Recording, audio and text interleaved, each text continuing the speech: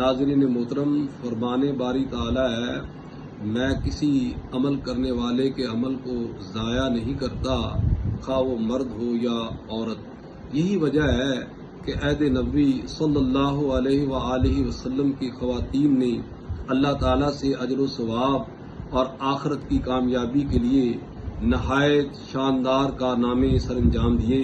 جو دور حاضر کی خواتین کے لیے مشعل راہ ہیں۔ نامور صحابیات نے غزوات میں بھرپور شرکت کی، مجاہدین کو کھانا اور پانی مہیا کیا، زخمیوں کی مرہم پٹی کی، شہداء کی لاشوں کو اٹھایا اور سیکورٹی گارڈ کے فرائض سر انجام دیے۔ ام المومنین حضرت خدیجہ کبریٰ رضی اللہ تعالی عنہا، جو ایک مشہور تاجر اور بہت مالدار تھیں، سب سے پہلے انہوں نے اسلام قبول کیا اور اپنے جان اور مال کو دین کے لیے وقف کر دیا، یہاں تک کہ اسلام کی خدمت میں 3 سال تک شیب ابی طالب میں محصور رہ کر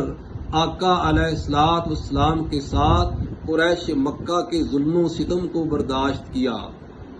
جگر گوشہ رسول سیدہ فاطمۃ الزہرا رضی اللہ تعالی عنہا نے بطور بیٹی، بیوی اور ماں تاریخ میں شاندار مثال قائم کی۔ ام المومنین سیدہ عائشہ صدیقہ رضی اللہ تعالی عنہا نے 50 سال تک علمی خدمات سر انجام دیتے ہوئے دین کا نصف حصہ محفوظ کیا۔